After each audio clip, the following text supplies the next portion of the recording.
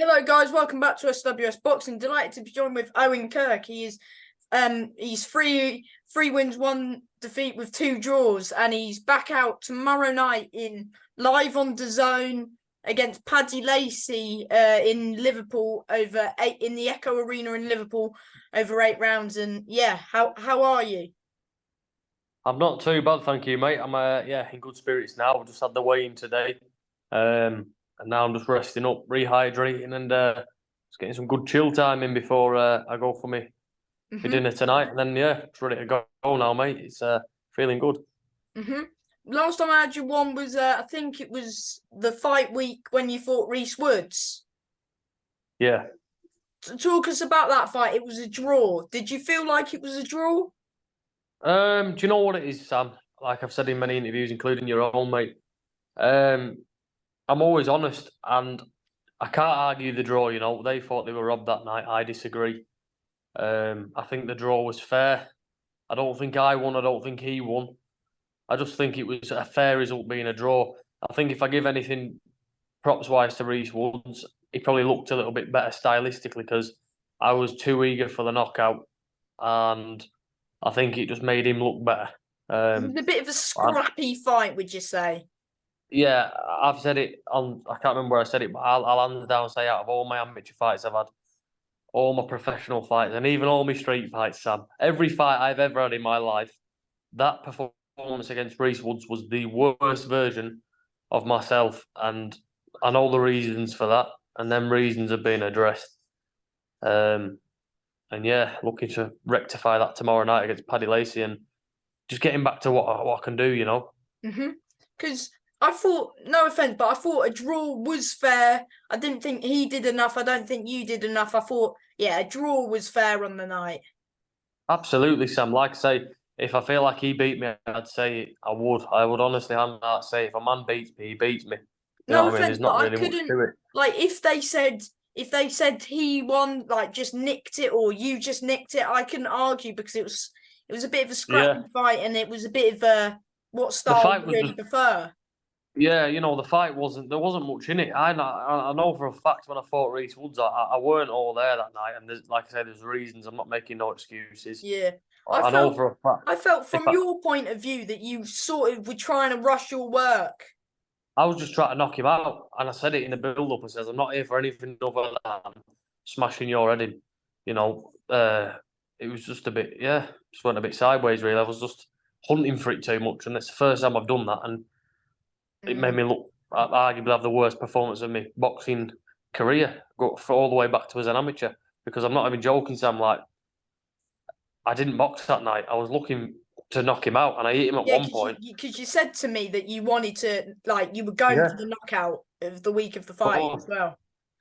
if I say something, Sam, I don't say like try to cover out up. If I say I want to knock a man out, I'm going to come out and try and knock him out, and that's that. Whether it makes me look good or makes me look bad, I'm going to try, and whether it succeeds or not, I'm trying. And that fight was evident. But like I say, I had a lot of outside noise in that fight that I probably should have focused on. Probably shouldn't have had the fight, to be brutally honest with you. But pride took over.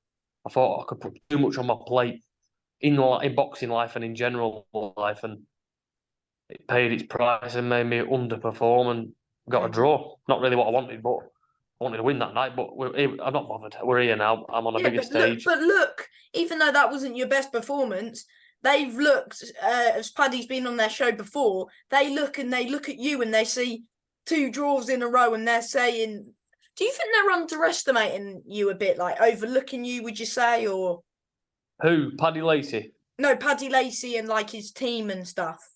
I don't. I think Paddy's a top lad. You know, we've just weighed in there and we sent each other a message afterwards on Instagram. Just saying, top lad. Wish you all the best tomorrow. Let's have a good fight. Paddy's a good guy. There's no need for no shit with Paddy. Like he's a bit like myself. That I don't really know him, but what I do know of him and going after meeting him a couple of times now, like with me and him, what you see is what you get. We're turning up. We're just trying to better ourselves as individuals. There's nothing personal with me and Paddy. We're just here because we're two lads that are chasing a dream, and we're just happening to cross paths, and that's it. Of course, you've been sparring Tommy Fury in the build up ahead of his fight against KSI as well. Talk to us about that fight with KSI and some people saying it was a robbery. I mean, I don't know what those people were watching because I thought Tommy was a clear winner. Yeah. No, I seen it, straight after the fight and the day after. People saying, "Oh, KSI was robbed." I don't think KSI was robbed at all. I think KSI stunk the place out, really. And I'm not being biased in the fact because obviously I was Team Tommy Fury that night, and obviously in camp, like I say, if I thought Tommy got beat, I'd say it. But the right result was, announced that night, and I just think KSI was too bothered about standing 6 feet away from him doing his star jump. I don't know what he was doing. He was literally doing star jumps. Yeah. I mean, he knew what he was doing, KSI doing all that. He didn't want to get involved with Tommy. And the only thing he was gambling on was that right hand. And he hit Tommy with it a couple of times and never budged him.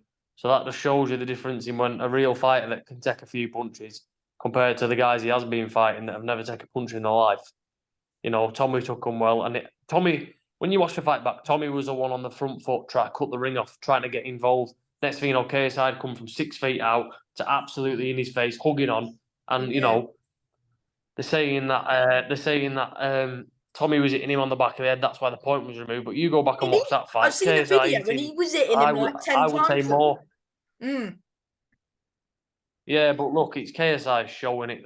You can always expect all that crap. I saw you and him had a bit of a he put on his story saying why is he sparring. And then there was a photo of you, your boxer, and he's like, "Why is he sparring you?" Is he and he said he's not taking him seriously, but I don't know what he's on about. KSI, mate, he's just an idiot, and he doesn't belong here in this boxing world. He got Tommy's come out and said it. Tommy was injured in that camp.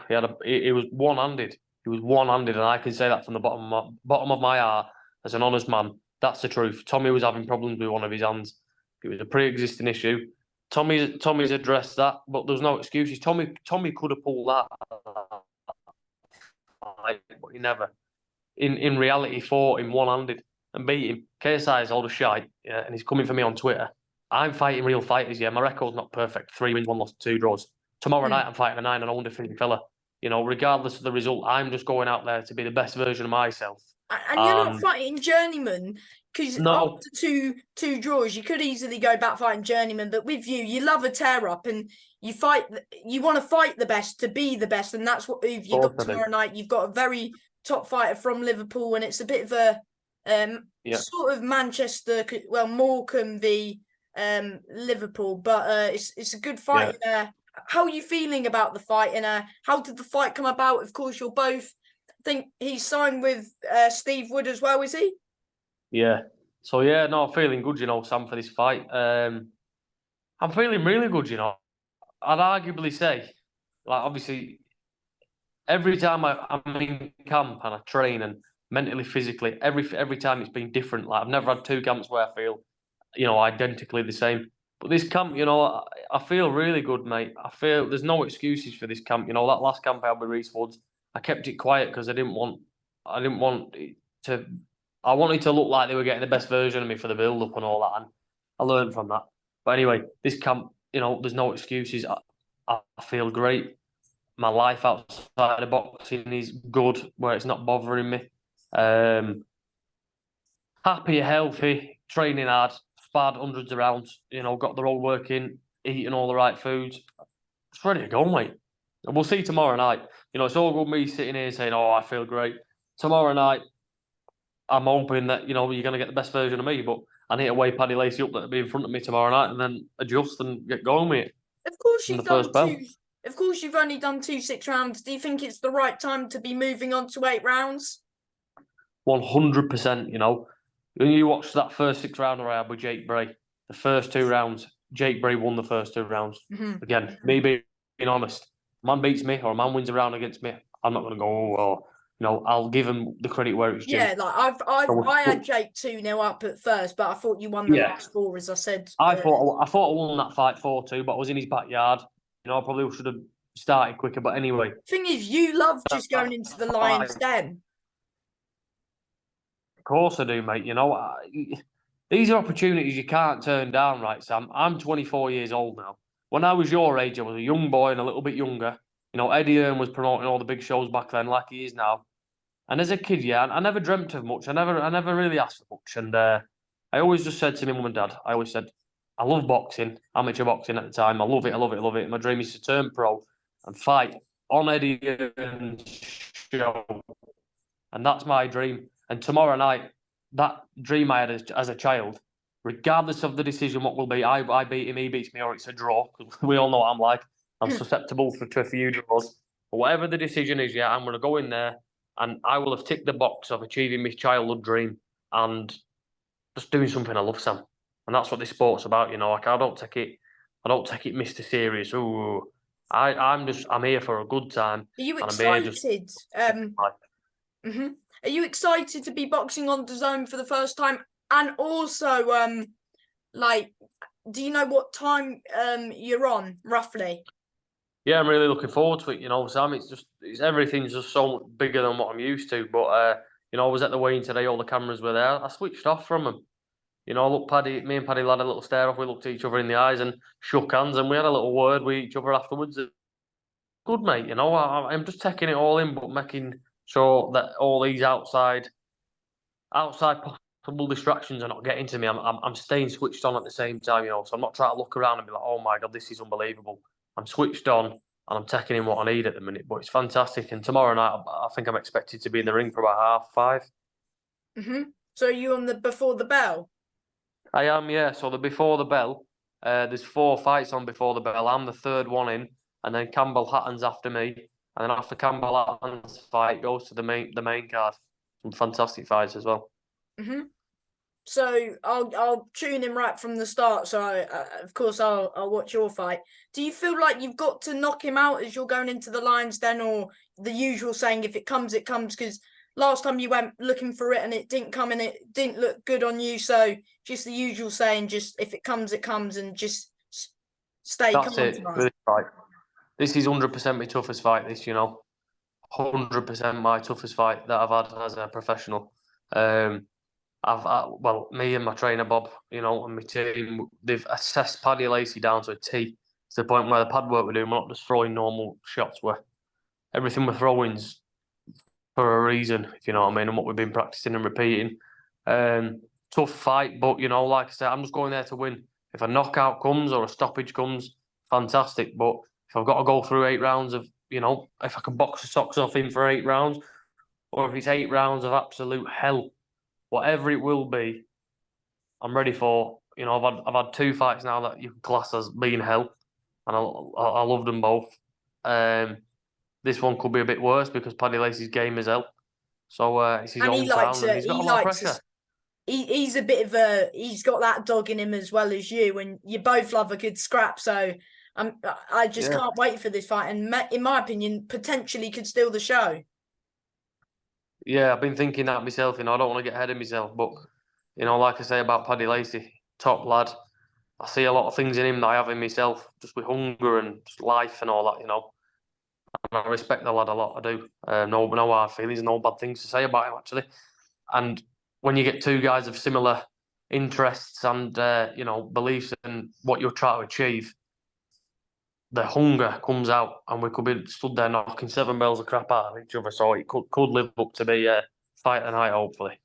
And well, of course, as Paddy Lacey was going onto the scales, and they said if he wins this fight, he's in Central Area title contention. Yeah. Do you think a win over Paddy Lacey would get you into the title picture, or just all focus on tomorrow night and see what comes after the fight? All focus is on tomorrow night, you know. So,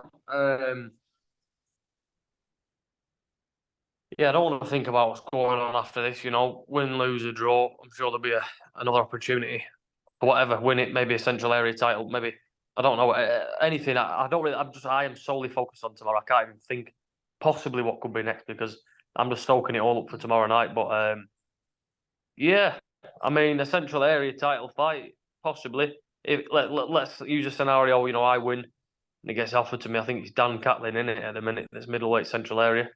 Oh yeah, and then he's fighting James Hennigan on BT. Because he got, I don't know. I know he fought Jack Kilgannon, didn't he? in a He great did, and fight he and knocked him out. knocked him out. Great knockout that. But Yeah, yeah, I would like to say I'm not looking past Paddy Lacey. I don't even want to speak about them guys yet. I just got to focus on what's at hand and in front of me for now. hmm What's your thoughts on the Jack Catterall main event? Do you know what? I've got to favour Jack Catterall, and I've spent a bit of time in the gym with Jack since signing with VIP. We've been training down there. I've been fortunate to spar him as well. But again, Jorge Linares, the man is a machine. Whether he's got it left in the tank, what he had, I don't know. But we'll find out tomorrow night. And as long as both men get out of that ring safe and sound, I would love for Jack to win. I think he can win. He's just got to box a certain way to win. My opinion, but I don't know how he's prepared for this. I just wish him all the best and may the best man win. Because of course, Jorge Linares has upset a few Brits, hasn't he? And even though he's not on the best of form, he's still dangerous. Even though he's getting a bit older, the one thing you never lose when you're that old, we've seen with Kiko Martinez when he knocked Kid Galahad out, you don't lose the power. And he can whack as well, hard. He can. And he's undefeated against British fighters, isn't he? So maybe Jack Catterall's a man to stop that. Maybe not. We'll find out. But I've got a feeling it's going to be I feel like that fight, that main event tomorrow night, is going to be one of them back and forth fights. I feel like Jorge could come on, maybe beat Jack up for a little bit in waves, and then again the other way around. I think Jack could jump on him and have massive successes where it's looked like, well, maybe he's going to win it. And then you never know. I really can't. Like sometimes when you get two fighters, Sam, like you can sort of vision how it's going to go, but I just can't vision how this is going to go because Jack's style, and then Jorge just likes to come forward and scrap, and Jack likes to outbox people, but quite in an aggressive way. So if Jorge can get on the inside of Jack's, on the inside of his range, it could cause Jack all types of nightmares. But then maybe Jack's boxing IQ and strength could just keep him at the end of his reach, and he could just have an easy night and just pick him apart. Yeah, as soon as I saw the fight getting announced, I said, Jorge's got those 3 defeats, he's done, he's finished. But as it's coming closer to the fight, I think he's got more of a chance than people expecting from him. They're saying Catterall will beat him easy, even though Catterall, in my opinion, and pretty much everyone's opinion, but the judges, had him beating Josh Taylor. And I would like to see that rematch in the future. Probably it won't happen, but I'm looking forward to seeing this fight tomorrow night. And if I'm honest, now it's getting closer.